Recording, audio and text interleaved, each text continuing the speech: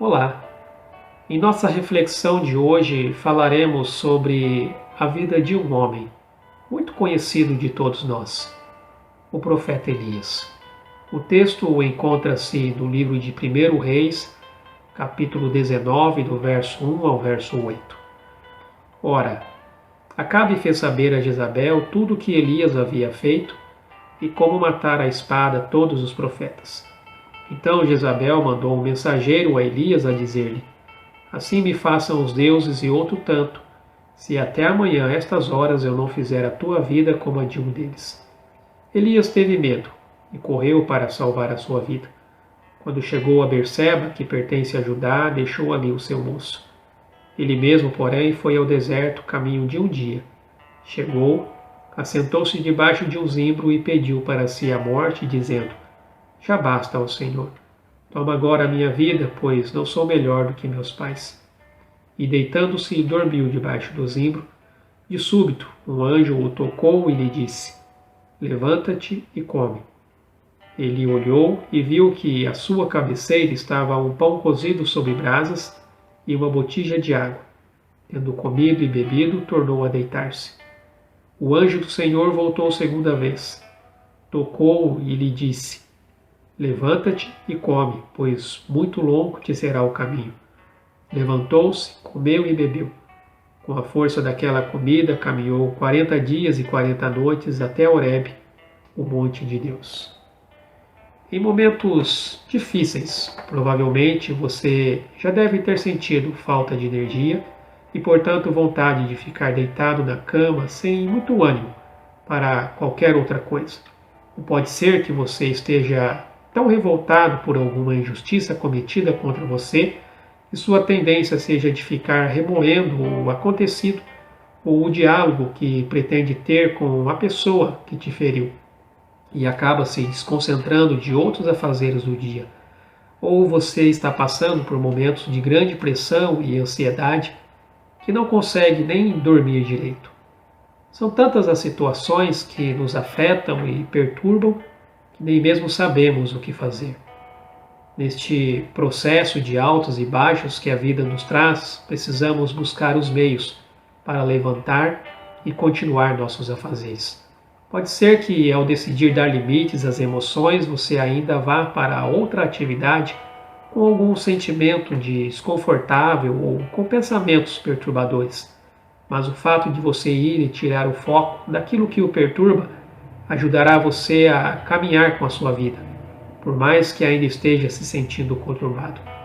Mudar o foco pode significar decidir levantar da cama, mesmo sem muita vontade, e ir fazer uma caminhada no quarteirão.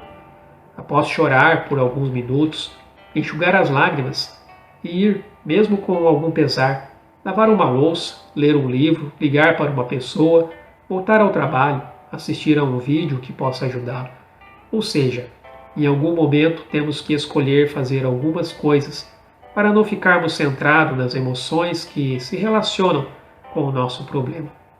Além disso, podemos em algum momento do dia tirar o foco do que estamos sentindo para pensar um pouquinho a respeito do que podemos fazer por essa dificuldade pela qual estamos passando. Nem que para isto precisemos da ajuda de alguém próximo a nós, que por estar talvez fora da situação, consiga nos ajudar com pensamentos e alternativas mais objetivas quanto a possíveis soluções para o que estamos passando. Vejamos a história de Elias. Ele foi escolhido por Deus para dar o recado ao perverso rei Acabe de que não choveria pelos próximos anos, resultado da aberta desobediência do rei a Deus. Acabe ficou tão furioso que o Senhor orientou a Elias a sair dali e ir para um lugar distante e esconder-se perto do riacho de Querite, a leste do Jordão. Ali Elias se manteve protegido por Deus. Os corvos lhe traziam pão e carne de manhã e de tarde, e ele bebia a água do riacho. Assim que o riacho secou, Deus mandou que Elias fosse até uma cidade chamada Sarepta, onde uma viúva seria sensibilizada por Deus para dar-lhe comida. O filho da viúva morreu, e através da súplica de Elias, o menino ressuscitou. Após relatar ao rei Acabe que voltaria a chover, foi rotulado como o perturbador de Israel. Teve a firmeza de convocar os 450 adoradores de Baal e 400 adoradores de Azerá para que ficasse claro para o povo quem era o verdadeiro Deus e quem estaria, na verdade, causando toda aquela desgraça. Um contra 850. Mas o não estava sozinho. Estava com o Criador do universo, o Deus de Israel, e venceu.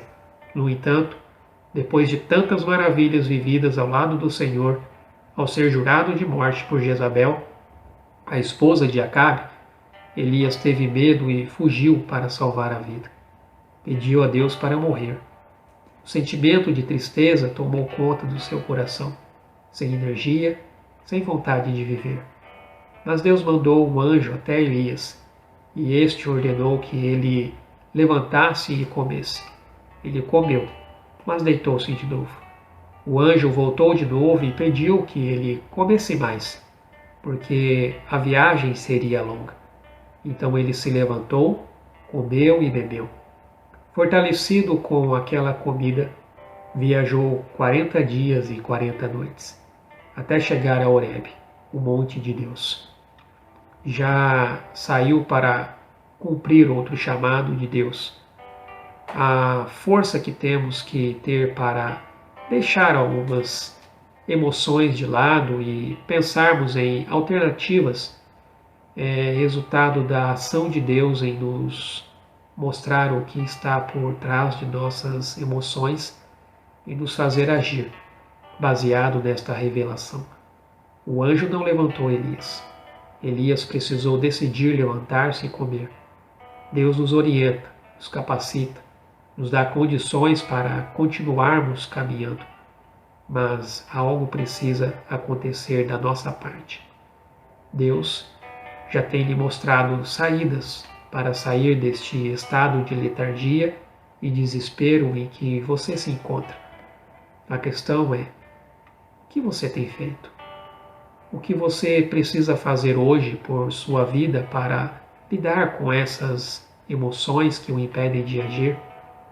Tome a sua decisão, levante-se, coma e Deus o fortalecerá. Lembre-se, os sentimentos revelam o estado em que se encontra o nosso coração. Portanto, creia nas promessas e no agir de Deus, e Ele mudará a sua disposição. Vamos orar. Ó Pai, muitas vezes nos encontramos abatidos, desanimados diante das circunstâncias da vida, deixando-nos levar, ó Deus, pelos nossos sentimentos. Mas sabemos, ó Pai, que os sentimentos são apenas os sintomas de um coração corrompido pelo pecado.